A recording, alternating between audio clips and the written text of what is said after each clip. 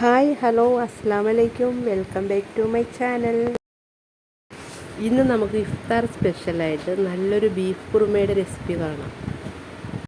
അപ്പം, പത്തിരി, ബ്രെഡ് ഇതിൻ്റെ കൂടെ നല്ലൊരു കോമ്പിനേഷനാണ് ഈ കറി. അതുപോലെ ചാനൽ ആദ്യമായിട്ട് കാണുന്ന കൂട്ടുകാരുണ്ടെങ്കിൽ സബ്സ്ക്രൈബ് ചെയ്യാൻ വിട്ടു പോകരുത്.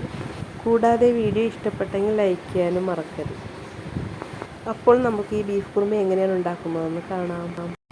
അതിനായിട്ട് ആദ്യം ഒരു കുക്കറിലേക്ക് നന്നായി കഴുകി വൃത്തിയാക്കി വെച്ചിരിക്കുന്ന ബീഫ് ഇട്ട് കൊടുക്കാം. ഇനി ഈ ബീഫിലേക്ക് 1/4 ടീസ്പൂൺ മഞ്ഞൾപ്പൊടിയും 1/4 ടീസ്പൂൺ കുരുമുളക് പൊടിയും കൂടെ ഇട്ട് കൊടുക്കാം.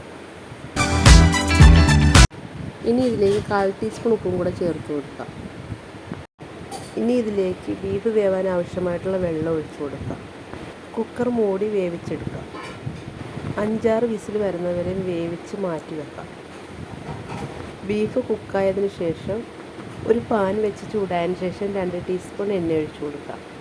എണ്ണ ചൂടായതിനു ശേഷം 2 ഏലക്കായും 2 ഗ്രാമ്പും ഒരു ചെറിയ കഷ്ണം പട്ടയും കൂടി ചേർക്കുക. പട്ടയും ഗ്രാമ്പും ഏലക്കായൊക്കെ ഒന്ന് മൂത്ത് വരുമ്പോഴത്തേക്ക് ഇതിലേക്ക് ഒരു സവോള നീളത്തിൽ കട്ട് ചെയ്ത് ഇട്ട് കൊടുക്കുക. സ്വല്പം ഉപ്പും കൂടെ ചേർത്ത് നന്നായിട്ടൊന്ന് വഴറ്റിയെടുക്കുക.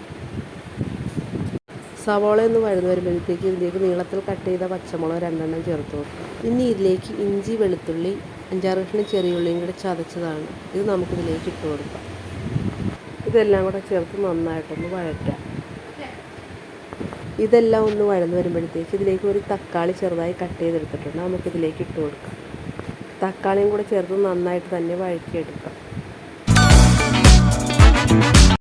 ഇത് നമുക്കിനി മൂടി വെച്ചൊന്ന് കുക്ക് ചെയ്യാം.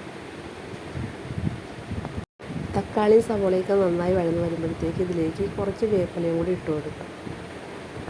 വേപ്പില ചേർത്ത് നന്നായിട്ടൊന്ന് മിക്സ് ചെയ്യാം. ഇനി നമുക്കിതിലേക്ക് ചെറുതായി കട്ട് ചെയ്ത് വെച്ചിരിക്കുന്ന ക്യാരറ്റും കിഴങ്ങും കൂടെ ചേർത്ത് നന്നായിട്ട് വഴറ്റാം. ഇനി ഇതൊരു 2 മിനിറ്റ് മൂടി വെച്ചൊന്ന് വേവിക്കാം. ഇനി ഇതിലേക്കുള്ള പൊടികൾ ചേർത്ത് കൊടുക്കാം. 1 ടീസ്പൂൺ മല്ലിപ്പൊടിയും 1/4 ടീസ്പൂൺ പെരുംജീരകപ്പൊടിയും കൂടെ ചേർത്ത് കൊടുക്കാം.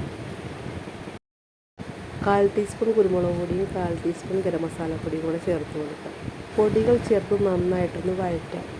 പൊടികളുടെ ആ പച്ചമണം മാറുമ്പോഴത്തേക്ക് ഇതിലേക്ക് വേവിച്ച് വെച്ചിരിക്കുന്ന ബീഫ് ചേർത്ത് ഇതിലേക്ക് ഗ്രേവിക്ക് ആവശ്യമായിട്ടുള്ള വെള്ളവും കൂടെ ചേർത്ത് നന്നായിട്ടൊന്ന് വേവിച്ചെടുക്കാം.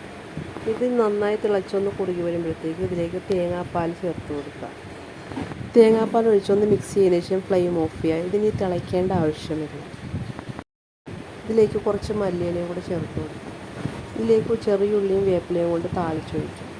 നമ്മൾ ടേസ്റ്റി ആയിട്ടുള്ള ബീഫ് കുറുമ റെഡി ആയിട്ടുണ്ട്. ഇതുപോലെ എല്ലാവരും ഒന്ന് ട്രൈ ചെയ്ത് നോക്കണം. പുതിയൊരു വീഡിയോ ആയിട്ട് വീണ്ടും കാണാം.